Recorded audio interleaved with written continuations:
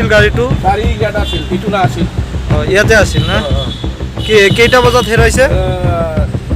7:40 गोमादों।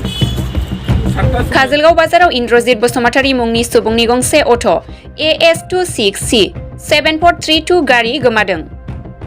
चिरां जिल्लानि सिङाव थानाय काजलगाव बाजाराव अट' AS26C 7432 गारिया गोमानानै दं।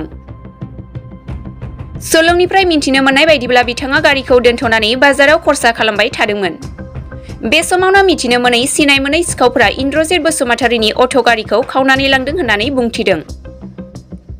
बेराफारसे गारिखौ नागिरनानै हालाय हाफाय जानानै गोबां जिंगाजों बुग्लेमजानानै थानांदों इन्द्रजित बसुमतारीया। बेनिखायनो सोरबाफोर नुसनबायोब्ला खौरां हरनो खावलायदों। 9183993670 जामबुंनि अनजिमायाव।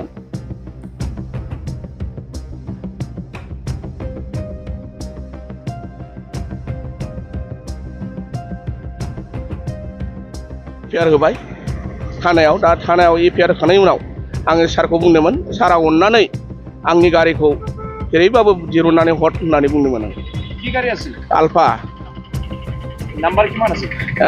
Number AS26C 4432।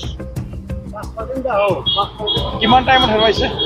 7:40 মানত কি আবদ্ধ জনাব? आङो बाजाराव आङो खरस लायदोंमोन गय आधा कुइन्टेलखौ फानखांनानै। बेनोसै आरो। পুলিচক কিবা অনুৰোধ কৰিব? पुलिसनाव आं मा बुंबावनो आं पुलिसखौ होनदोंमोन, सारा अननानै आंनि गारिखौ जेरैब्लाबो न'खर संसार जानायनि थाखाय गोनांखाय आङो अननानै जेरैबाबो खना हर होनना बुंदोंमोन आं नागिरनानै। बेखिनियानोसै।